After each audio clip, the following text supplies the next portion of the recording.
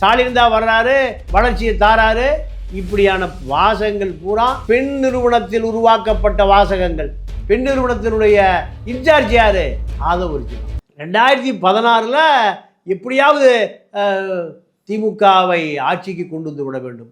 2011 தான் இழந்துட்டோம், இப்படியாவது கொண்டு வந்து விட வேண்டும்.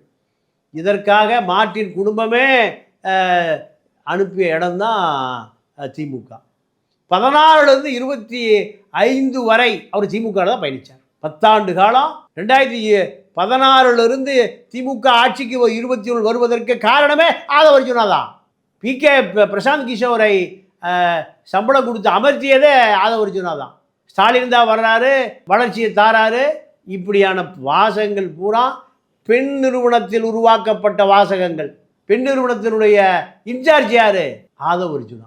அதுக்கு போட்டியாக வாய்ஸ் ஆஃப் காமன் ஆரம்பிக்கப்பட்டிருக்கு. நீங்கள் திமுக அமைச்சர்களை இந்த பெண் நிறுவனத்தின் கட்டுப்பாடுகளை கொண்டு வந்தாங்க, ஆதவ அர்ஜுனாவுடைய கட்டுப்பாடு கொண்டு வந்தாங்க. ஆதவ அர்ஜுனா எதை சொல்லுகிறாரோ அதை பிசகாமல் செய்வார் மாப்பிள்ளை. மாப்பிள்ளை எதை சொல்லுகிறாரோ அதுதான் கேபினட் சொல்லும்.